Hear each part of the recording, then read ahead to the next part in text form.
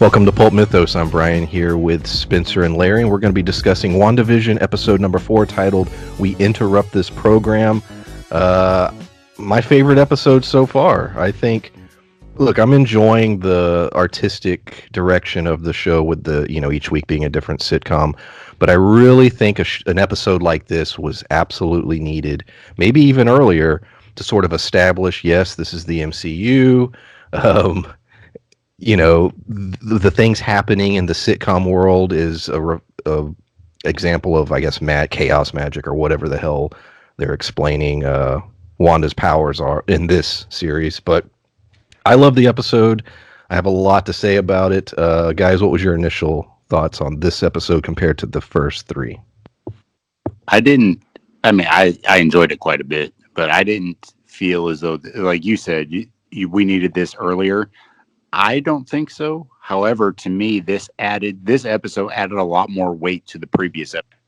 So it goes back to if this was all streamed at the same time, this episode I think is perfectly lined up, but it's not streamed all at one time. So it being a little bit earlier might have helped a little bit, but I've had zero issues with that. But this episode itself, it was so good. You give a little, and we bitched about another show not really giving backgrounds to people, but did a great job with Rambo, and they set up a lot of characters, and they've explained a lot of things in a very short period of time, and they did a great job with it. And I enjoyed this episode too. Yeah, same here. I do agree that it could have come a little sooner, in my opinion. Like, I think, Spencer, I think the earlier episodes probably worked best for you and viewers like you because you are a sitcom buff, and you love those things, man. Or at least the classic ones, I watch a lot of those. Yeah, and but I'm curious how this would have played for someone who doesn't like sitcoms or any. It was a risky move, and I think I said it before. I hope they take risks like this again in the future. I hope it's a common thing for Marvel to do. And I feel like week to week it's very digestible in that sense. But I feel like it's the sort of thing that once you have it all, even if we do get these big twists from here on out or towards the end or whatever, and we're raving to people, oh, you got to watch this, you got to check out this show. How digestible will this be for someone who their first time watching it is deciding, okay, I'm going to binge this show over the weekend? Is that something that they could easily do? Or by the time they get through 2 to 3 episodes of sitcoms, are they done before the big twist?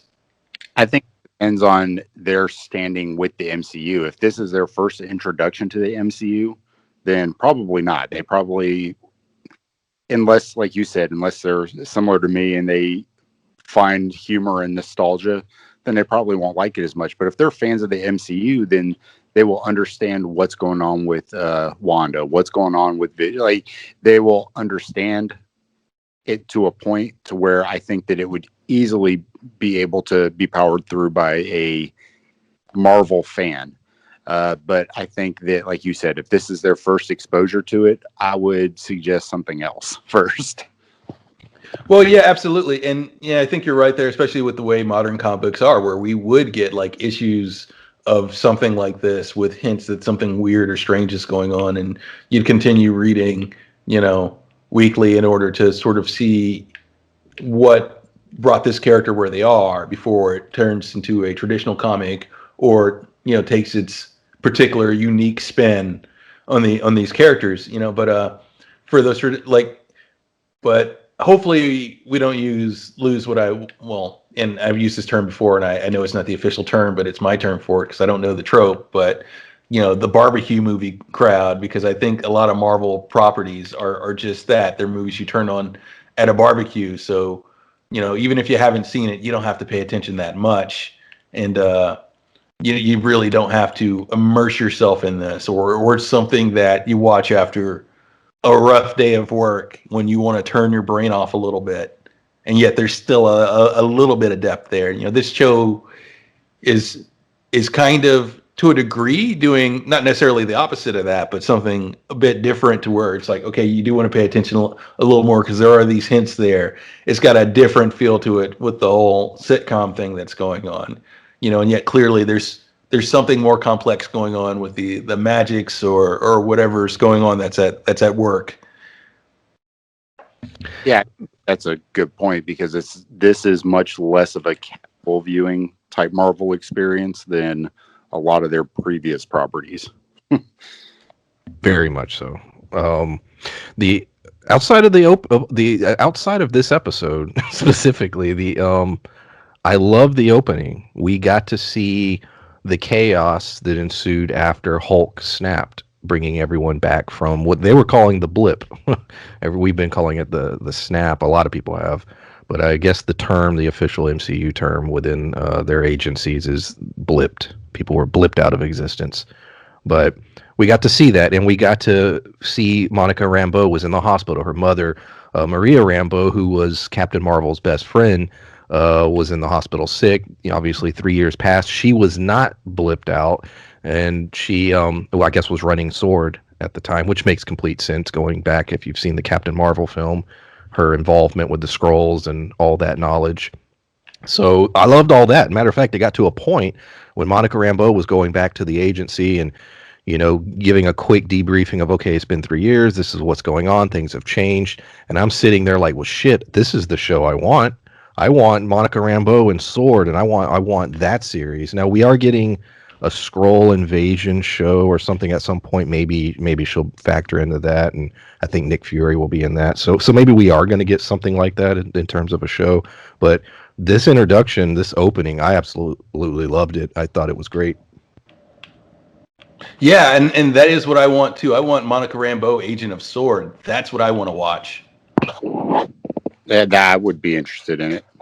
And I love what S.W.O.R.D is right now too. The fact that it's it seems to be, and they made it make sense that they're focusing on Earthbound things as well as things in space because of the new acronym that it's no longer about space or extraterrestrial threats. It seems to be focused on superpowered beings in general. Yeah, it's almost more of it reminded me of the initiative or the post Civil War stuff where you sort of had the government tracking superheroes more closely, and there was discussion in the MCU Civil War of wanting to track superhumans more closely. So S.W.O.R.D almost feels like an extension of that, as opposed to what it is in the comic books to some degree, more of a monitoring of soups, basically. That's a good point. I didn't even think about that. And do you think we're leading into that kind of thing with them, with the initiative where superheroes were being tracked? They had to sort of register to a degree and everything. And we got our government teams.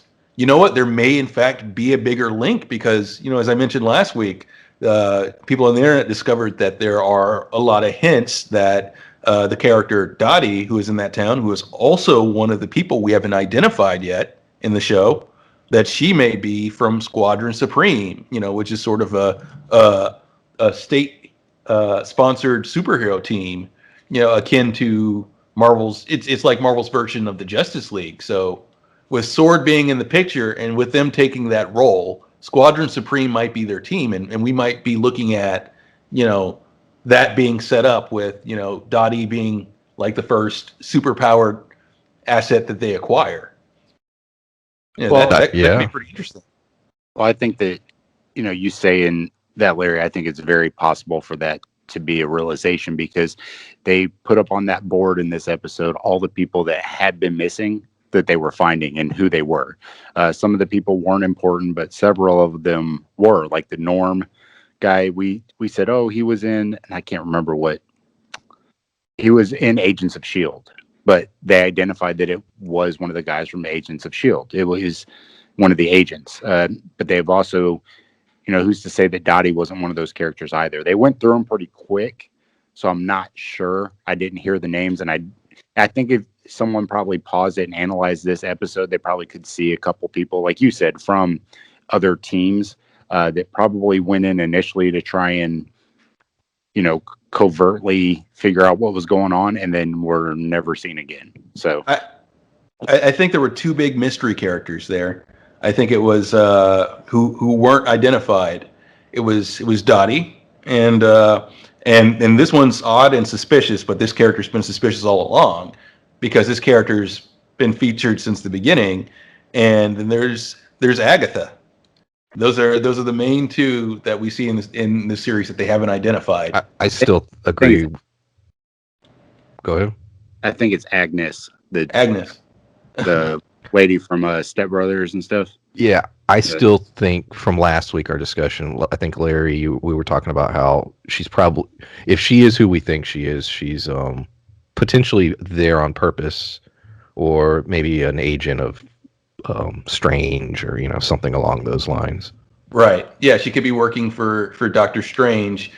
Either way, I think her activities there, well, as well as obviously the fallout from whatever happens in this show, definitely going to tie into this movie. I doubt that this series is the last we see of her character, because she seems to be very important. And you're right, Spencer. It is Agnes. I think I was thinking Agatha, because Agatha is the name of the character that I think she is. Which isn't certain at this point. No, it's not been confirmed. It's just there's hints, but it has not been confirmed at all. Correct. Similar with Dottie, a lot of people have theories as to who she is. I've heard a couple different ones. What do you guys think of the theory? I keep hearing it on multiple YouTube channels. Articles are being written. The idea of Mephisto's involvement. So we do find out at the end of this episode that it is in fact Wanda doing it, but doesn't mean it doesn't mean she came to the decision on her own to do it. You know what I'm saying? Maybe something pushed her, nudged her to do it, to make this decision. Mephisto keeps coming up over and over and over. Have you seen any more evidence, or is there anything that you've read that maybe I haven't, that would point you in that direction? Absolutely. I think that the fact that Wanda is one of those characters who has always been kind of tortured, but doesn't always torture herself. So for her to put herself in this kind of situation where, she pulling herself away, when you see Vision walk in, with the hole in his head, and then she tries to basically put it back together. That was a great shot. I'm glad I was going to bring that up later. That was horrifying. The way they did that, where he came in, and the moment where you realize it's a corpse. Yeah. And it's, like, I'm thinking, okay, is she just reanimating his corpse? Like, I don't know. There was something very just disturbing and uneasy about it, but I loved it. But I think that's one of those things that points to Mephisto type influence, because she does a good enough job torturing herself throughout the MCU, or not even the MCU necessarily, just the, I guess, MU. She's a character that's done that for forever. But to put this kind of twist on it leads me to believe that they're torturing her for a reason. And I think that Mephisto would use her to basically help against Doctor Strange, which is what we've been linking this to already anyway. Well, yes, and also the fact that, well, given the scope of what her powers seem to be now, it's a little closer to the comics, yes, but it's not anything that she's ever shown to be able to do in the movies before. This is way out of scope of what she does in the movies, which is like shoot beams out of her hands and stuff, and it's the sort of thing that, and while she is clearly doing this to herself to a degree, like Spencer says, there's those moments that pull her out or torture her to some point, like, the Vision just appearing with the hole in his head, and like you said, it's clearly his corpse, says that, it's potentially Mephisto just toying with her in a way.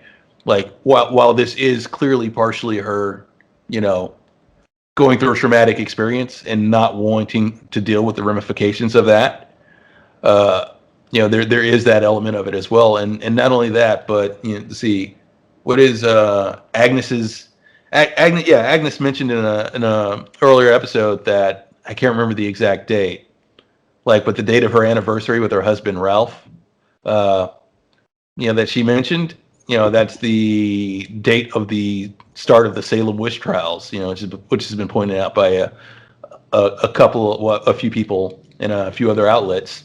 Uh, so that to me says that, okay, yes, date of the Salem witch trials. That's probably a point where, you know, if that's her quote unquote anniversary with her husband, that's probably when she met whoever Ralph is supposed to be, which leads me to believe that Ralph is Mephisto and some sort of deal with the devil was made then, because if Agnes is Agatha, then she is that old, and that would be one of the few things that explains it. She made some sort of deal with Mephisto, and and so she's had dealings with him ever since. And who knows? She may not have any sort of previous dealing with Wanda. She may just be coming into Wanda's life in this capacity, uh, due to her pact with Mephisto. Well, and I think, you mentioned Wanda being way stronger in this show without any real. She's way closer to the comics now than she was ever in the movie, because in the movie she was just Cyclops hands. Like, Yeah. Yeah. It was just, it almost seemed like kinetic energy as opposed to being able to shape and form realities, which to me, this is them setting her up like this is not only revealing her or getting closer to revealing her true power, but it is going to help shape the next phase of the MCU.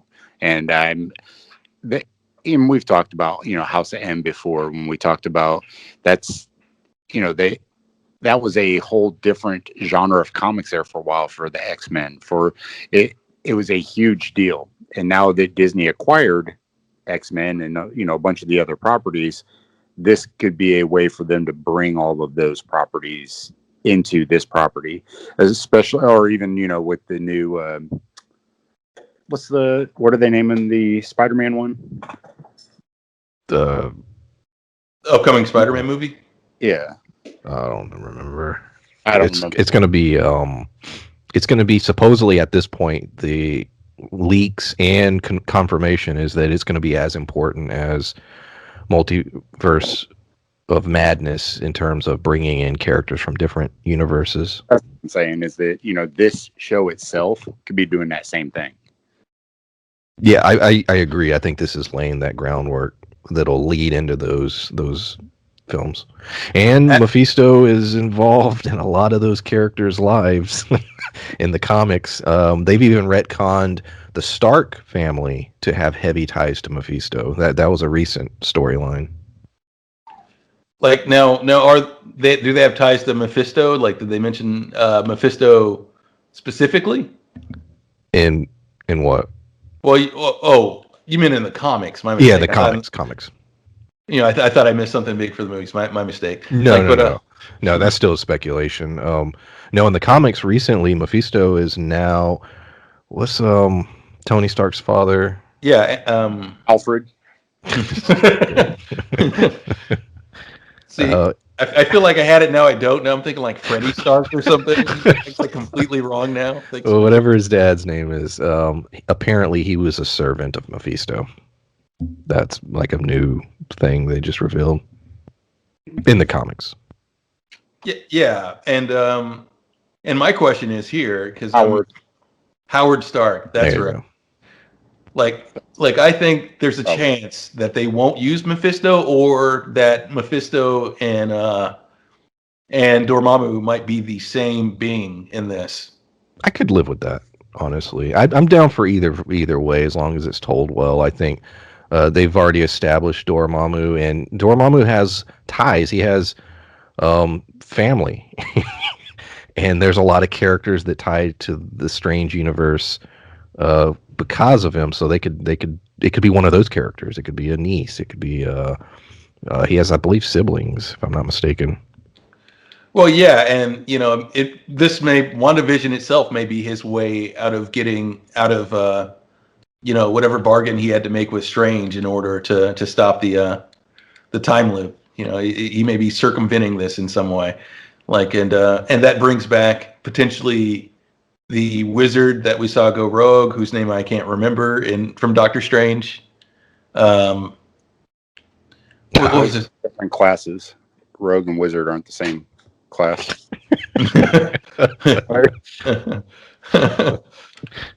We're clearly expecting something else towards the end of that movie, but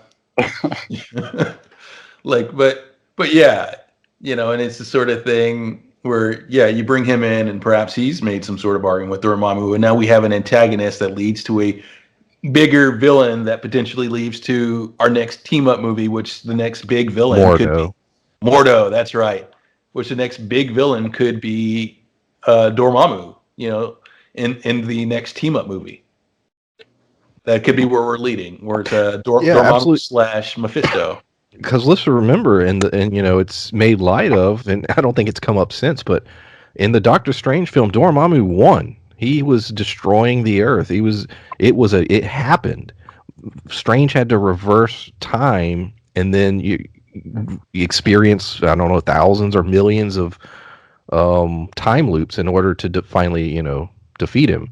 So he's had a taste of Earth. He's won to some degree at one point. So yeah, I think bringing him back to some capacity would absolutely make sense. And he's a good actor, so I wouldn't be that mad with him coming back to reprise his role anyway. Yeah, it would. And I think we've gotten hints of that. And I think tying this to Doctor Strange, that may be the sort of thing that maybe Marvel wants to do. Say, oh, maybe we don't want two sort of demonic entities in the Marvel universe. We don't want to muddy the waters. Let's just have one.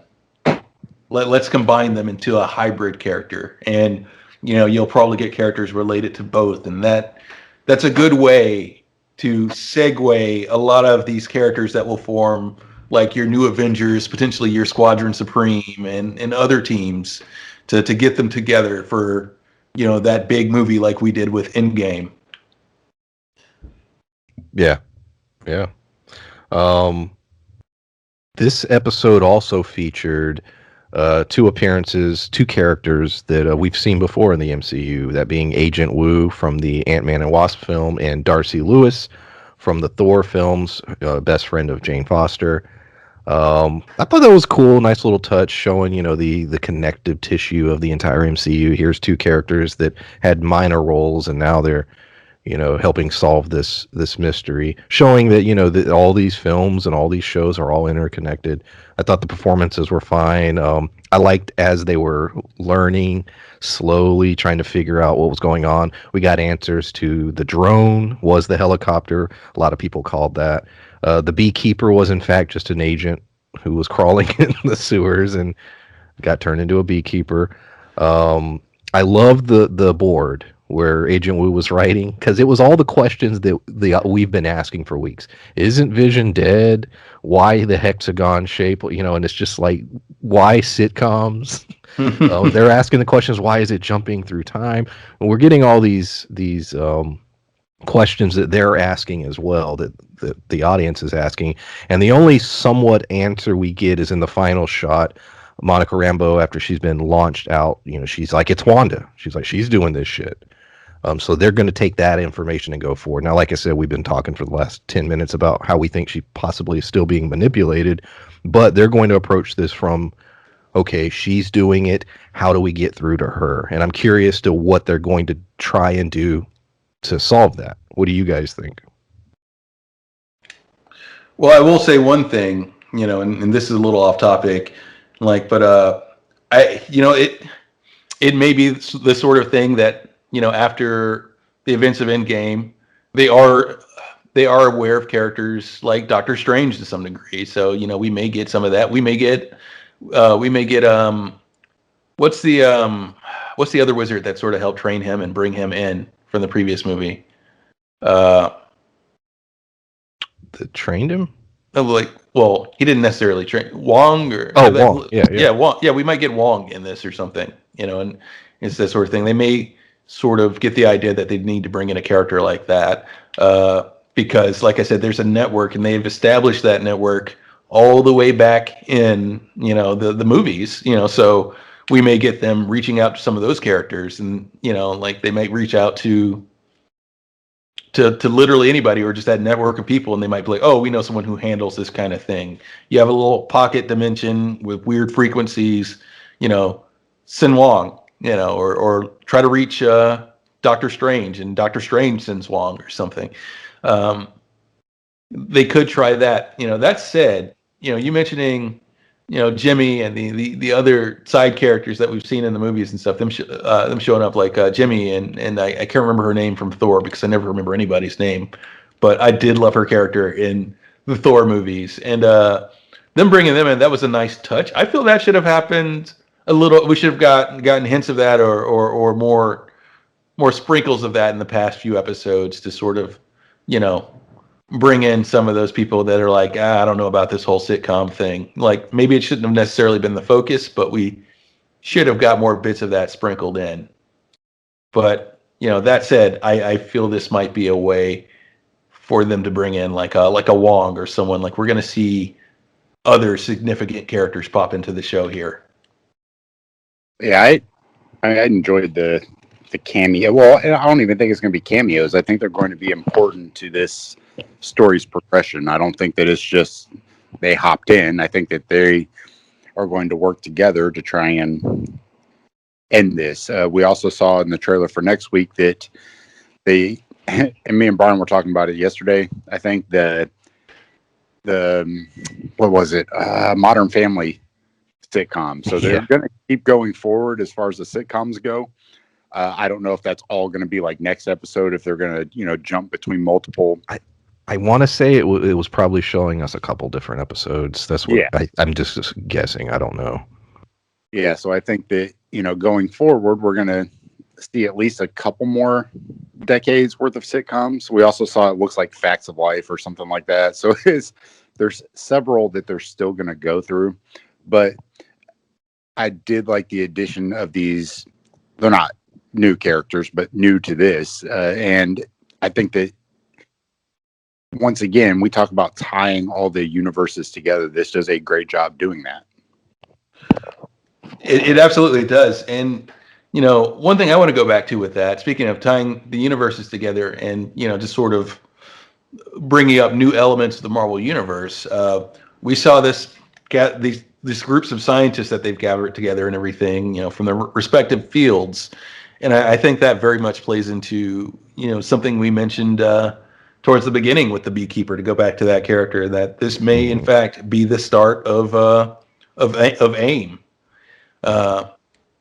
These people coming together and, just analyzing this thing, like may start as an internal team for S.W.O.R.D. We may be looking at the beginning of AIM here. And not only that, but other people have commented, and I actually don't know enough about this particular character, that the agent we saw turned into the Beekeeper may be the villain S.W.O.R.D from the comics. And honestly, I don't know enough about S.W.O.R.D to say yay or nay. You don't know about S.W.O.R.D? Yeah, I know of S.W.O.R.D. Like we've seen him in things. Like, I think we've seen him fight like Spider-Man and stuff. Like, but didn't he team up with Hydro Man? I don't know. That'd be a bad combination. Like I think he kind of Hydro Man and S.W.O.R.D. Exactly. Like, it's the weirdest team. Like, but people think he may be that, and that may be the case. He may turn into that character as Wanda starts to lose control and tries to bring things together, and he maybe tries to turn him back into a Beekeeper, and accidentally turns him into Swarm. Like that may happen. Like, but yeah, I feel like they're going to use the show to bring together things like that. We'll probably get a few more heroes and villains out of this. We'll get an early establishment of what S.W.O.R.D is now. I almost said sword like my dad does. He really butchers that word. Like, but he pronounces the W. Like, but S.W.O.R.D? Yes, he does. Like, but but yeah, we're gonna get characters like that, and if this is Swarm, that might be something pretty cool. Though I think I don't know about that because a character made out of. I don't know if it would be, but maybe. I was like, I don't know if that's a good place to establish this character because a character like Swarm things seems like something that Wanda could handle pretty easy. He's made out of bees. He's the kind of guy that Spider-Man beats before the opening credits. Yeah, exactly. He's made out of bees, and she manipulates reality, and Vision does all the things you've seen Vision do. Speaking of which, that's another thing I'd like to bring up that people have pointed that Vision is displaying one ability that he's never really displayed much of before, which is super speed. Like apparently we've never seen him do that before in the movies, and I can't recall a scene where he's done that. Have either of you seen him use super speed before? Not that I can think of. Yeah, and people are saying that this is another hint at the origin, which I don't know how this will play either. Because like previously when he was revived in this way, he was like a sort of a hybrid AI, which is a combination of Wonder Man and himself, and that's apparently a very Wonder Man-like ability. Another character which I am familiar with, but not a lot of. I got to interrupt. I got to interrupt really quick. Swarm was in fact at one point part of the Sinister Six. So yeah. Like I said, he fought Spider-Man. It's kind of a low tier for two Avengers this powerful to fight. I have Wonder Man number 1. You have Wonder Man number 1? Yep. You own that? Yeah. That's crazy. Yep. I have a bunch of number 1s, like late 80s, early 90s comics. It's like, and people are saying this is a hint that, like in that arc, like in this arc in the comics, that this is a hint that there's a Wonder Man connection to some degree, him displaying super speed. I think that ties more into her because clearly I think that she reanimated him. She changed that reality, that perhaps she did it in more of the vein of her brother as opposed of Wonder Man. And that would explain more of the super speed. Let's talk there's a theory, and me and Larry, I think it was you and me that we talked about it one night. So the actor that plays Quicksilver in the Fox films, not the MCU film, but specifically the Fox films, supposedly he was seen on set or something. There was rumors that he was going to be on the WandaVision show, and if you go through the IMDb stuff, I think he pops up. Now Disney has denied it and basically not answered whether or not he's in the show or not, or who he's playing or whatever. And I think it was you and I, Larry, that we were like, yeah, we were. Yeah, like he's just gonna knock on the door. She's like, my brother's here, and he's gonna walk in, and where have you been? They're gonna hug and everything. And because we were like, if he does show up and he is in fact Quicksilver from the Fox verse, this could definitely be the beginnings of bleeding in all the universes, and you basically get to play a game of pick and choose. What do you want to keep? What do you not want to keep from some of those other, whether it's the Marvel shows on Netflix, whether it's the Fox films, whether it's anything that's been done outside of the MCU that's Marvel. And it's got me sort of hoping he is in it. Some guy, I like the actor; he's great on the American Horror Story shows, but also he was one of the best things in those 3 films that he appeared in. Yeah, absolutely. And and what if it starts to play like that? But this is really Wanda's first hint that she's not in complete control. She's like, oh yeah, that's my brother. He said he'd be over for dinner, and he opens the door. He's like the Uncle Joey character and everything, and everybody's playing their role except Wanda, who seems completely confused. It's like, cut it out. Yeah, right. Like, because she doesn't recognize him. She's like, wait a minute, that's. She's like, that's not my Pietro, and he's like, well, what are you talking about, sis? He's just going along with it and everything. That would be fucking fantastic. Yeah, we're well, Jesse shows up. God, I don't know. Like, I would just love if the Olsen twins, especially in a show like this where they're doing. I know they God, should. Like, it would just for like 2 seconds. They're hell bent on not acting, which I get it. You know, that's a thing. But you're right. In this case, it's like, come on. So beautiful. It's like I understand things got real weird for them, so yeah, I get it. But it would be cool to have some sitcom, just kind of alumni or something. It's their sister too. You know, it's like, come on, man. Yeah. Throw her a bone.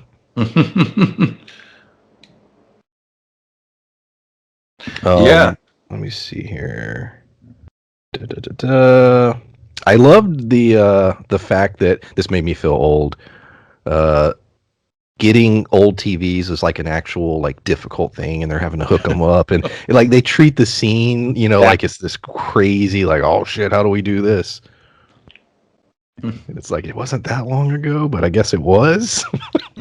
Those TVs aren't that far gone. I mean, but we've had flat screens for well over a decade at this point. So yeah, and there was a good bit of comedy, and they didn't go cheap because they could have done something dumb like, it's like, I need a TV, not a flat screen, and they bring her one of those curved TVs, and played that for yucks. Like, but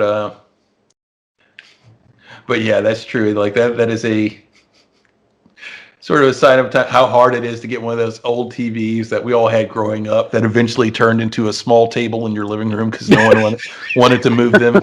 That's so true. Dude, I had the Zenith one because my grandfather worked. He fixed TVs. He fixed like the Zeniths, and holy shit, we had one. It weighed like 1,000 pounds. I don't know what was inside of it, but it was so fucking heavy. Yeah, back in those days, especially like you said, the big ones, it'd be like, all right, we're gonna move the couch today, but we're gonna need to call a team to help move the TV. Those things are so heavy and awkward. It's like you and two uncles trying to move a TV. And they were made of wood. The big ones, like the really big ones, they had like wooden frames. My grandparents, I don't even know what brand it was, but it was a decent sized screen. But no, that shit was like built into some kind of like, that's the best way to describe it, a big ass wood chest almost. Now that is one joke that they failed to make, because they could have had like 4 SEAL agents trying to haul in a TV. That could have been pretty funny. Like, well, and off topic, but yeah, I do have to get those TVs sometimes because my grandmother doesn't like, modern TVs. So every now and then I have to track down those TVs. So it is very hard to do, finding those old televisions. I have one final. Because those TVs, like now, I'm so spoiled with the gigantic screens. And my eye not great, but I couldn't imagine how close I'd have to be able to see the fucking TV at this point. Last point I want to make, and then you guys, if you have anything else you want to say, do you like the word blipped? Because it caught me off guard. Like that's the term, and I was like, I don't know. I guess that works, but the fact that that's what they call it, the blip, the blip. People were blipped. I feel like it makes sense, sort of. Well, or at least it would if they just blipped out of existence, but they didn't. They kind of turned into dust, and it happened a little slow. I get that they need a name for it that's not the snap because only the Avengers saw that. Yeah. But the blip barely makes sense. If it was just like bloop and they're gone or something, it disappeared. Noise and everything. Then it would make some sense, but it doesn't make sense because they didn't blip out, like the dusting or something, which still sounds stupid, but makes more sense than the blip. Yeah, I don't know. They said it like 2 or 3 times, and I'm like, oh, they're establishing that's what it's called in this. Okay, sure. Like I think they've mentioned it before, but they might. Spider-Man is the only other place they may have mentioned it because it's the only thing that's taken place post. I believe, unless they mentioned it in Endgame, and I don't recall. I think it was said offhanded, just by characters that weren't your main focus or was said in the background on the news during things. And I think it was mentioned once in Spider-Man. It could have been because it was them coming back. So it might have only I've only seen that movie I think once. Well, I will say that this about the blip, as they're calling it also. Marvel is doing a very good job of doing something that, isn't done as often in the comics, where these big events, these big attacks, we're seeing the ramifications of that. We're seeing how it affects people's day-to-day lives, even the main characters and, just person on the street. Okay, half the population suddenly disappeared, we're seeing the fallout of that, and we're seeing people's lives where they have to adjust to that, where they've moved on, and it's been 3 years for certain characters, but to certain other characters like Monica Rambeau, she just came back and she's expecting to see her mother, but her mother passed away because for her mother it's been years. Yeah. And they're doing a good job of showing the ramifications of these things and not just saying, well, that happened, moving on. There were actual consequences for what Thanos did. Even though they were able to reverse it, it didn't erase it from existence. Yeah. There was consequences to both things he did. To the attack on New York. We saw that play out in Daredevil. We saw that play out in Tony Stark's PTSD. It was mentioned on the like as a big thing that like these giant metal serpent-like ships were just wrecking New York. It's a big deal, and they're doing a good job of treating it that way. There was also a great line where we know they're setting up the armor wars and with War Machine, and we know that Ironheart's getting a series. Well, there's the line where he's talking about, well, since I lost half my people, we had to shift how we were doing things for the last 3 years. So there's been a heavy emphasis on robotics and nanotechnologies. And so that's been the main focus of S.W.O.R.D, S.H.I.E.L.D, and probably everyone for the last 3 years because they didn't have the manpower, literally. And so I think that's going to play into, we're going to see this huge jump in technology with armor. And I think that'll lead to the armor wars.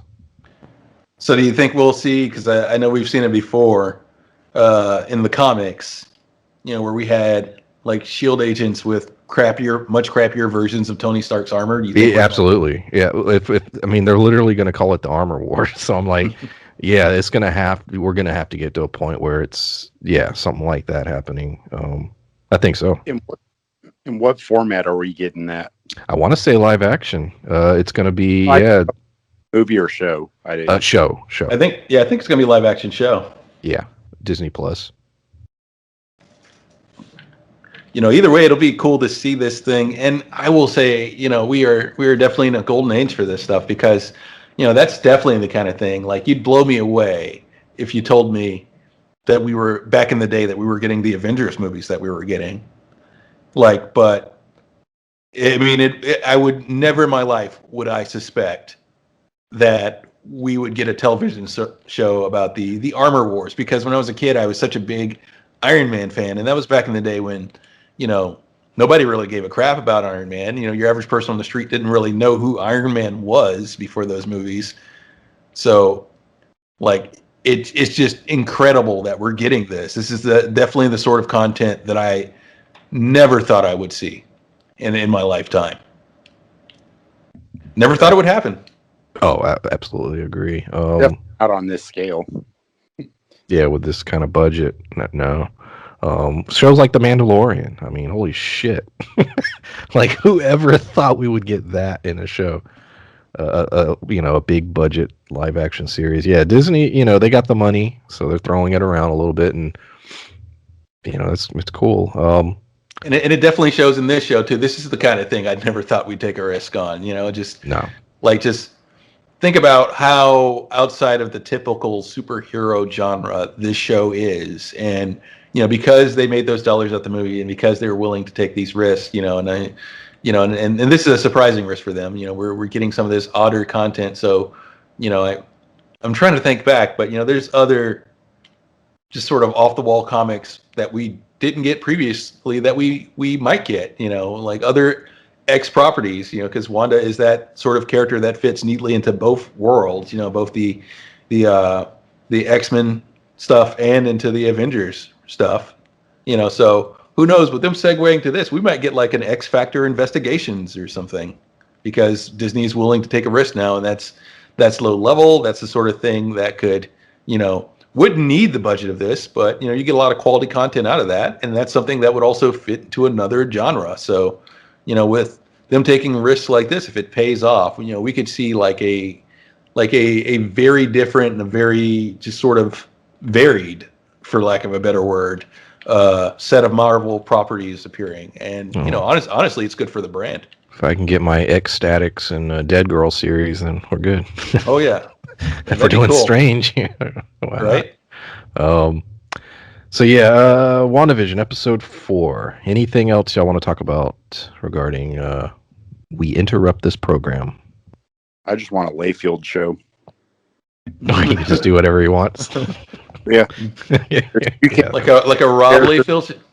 Yeah, the characters can have as many pockets as they need. Yeah. I would say, do you think the actors would be able to survive, fitting the body types that he would need for that?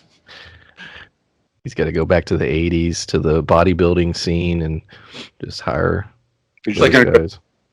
And like just find some dudes. It's like, and then what? And then it turns into claymation because nobody fits the body types that Rob Liefeld draws. You literally can't survive it. Nobody can carry 9 swords. I love what height 3 with a he has upper body of somebody who's like 6'9". He has a character. We counted. It was like he had like 7 swords on him. We're like, what the fuck do you need 7 swords? In case he drops the other 6. That should be in the next Deadpool movie. But as an homage to him, if they're going to do that, in at least the first episode, they should never show anybody's feet. Because he can't draw feet, and that's usually his solution. Yeah. But all right. Anything else? Well, just that I hope Rob Layfield's a fan and we get another downvote. That'd be great, actually. All right. Bye. Bye.